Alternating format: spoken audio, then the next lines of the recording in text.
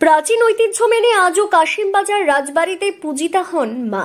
মুর্শিদাবাদের বনেদি বাড়ির পুজোগুলির মধ্যে অন্যতম কাশিমবাজারের ছোট রাজবাড়ির পুজো। সেই রাজাও নেই, নেই সেই রাজ্যপাট, কিন্তু যা আছে তা হলো ঐতিহ্য ও পরম্পরা। সেই ঐতিহ্যই বাঁচিয়ে রেখেছে কাশিমবাজারের রায়বাড়ির পুজোকে ধরে রেখে দিয়েছেন।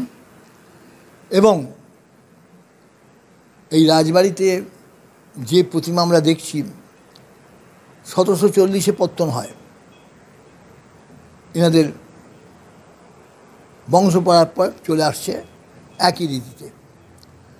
আমাদের রথের দিন এখানে এই পাঠ পুজো করা হয় এবং অনন্ত চতুর্দশীর দিন এই সাদা রংটা দেওয়া হয়। 1740 সালে রেশমের ব্যবসায়ী দীনবন্ধু রায় অধুনা বাংলাদেশের ফিরোজপুর থেকে ব্যবসার জন্য এসেছিলেন কাশিমবাজারে। পরেই কাশিমবাজারেই বসবাস করতে আরম্ভ করেন তিনি।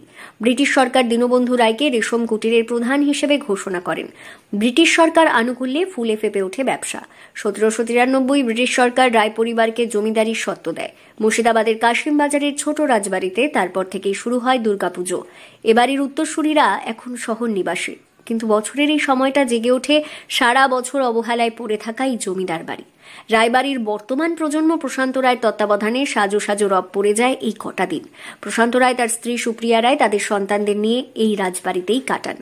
এবং যে ঘোড়া সিংহটা দেখা যাচ্ছে, এটা কিন্তু যে সিংহ অন্যান্য ইয়েতে দেখা যায় সেরকম নয়। এটা হচ্ছে সিন্ধু ঘটক, সমুদ্র মন্থনের সময় এটা উঠে এসেছিল সেই সিংহ। দেবীর আনুষঙ্গিক গহনাপত্র সবই পরানো হয় এবং শুক্লা প্রতিপদ থেকে আমাদের পুজো আরম্ভ। ষষ্ঠী পর্যন্ত, পঞ্চমী পর্যন্ত 7-8 জন পুরোহিত পূজা, জপ, চণ্ডীপাঠ ইত্যাদি করেন। প্রাচীন নীতি মেনে সপ্তমী থেকে নবমী পর্যন্ত 3 দিন এখানে কুমারী পুজো হয়, যা রাজবাড়ির মহিলারা করেন। দশমীর দিন হয় অপরাজিতা পুজো। আগেই পুজোতে বলি হলেও এখন আর বলি হয় না। এখন মাছ মিষ্টি নিবেদন করা হয় মা দুর্গাকে। আগে আশপাশের গ্রামের কয়েক হাজার পুজোর কটা দিন মানুষ পাত পেরে খেয়ে যেতেন এই রাজবাড়িতে। কিছু বছর আগেও এখানে নীলকণ্ঠ পাখি ওড়ানো হতো, কিন্তু কালের নিয়মে সেসব এখন অতীত। বর্তমানে ঐতিহাসিক এই কাশিমবাজার ছোট রাজবাড়ি দুর্গাপুজো দেখতে বহু দূর দূরান্ত থেকে মানুষ আসেন এই পুজোতে সামিল হতে।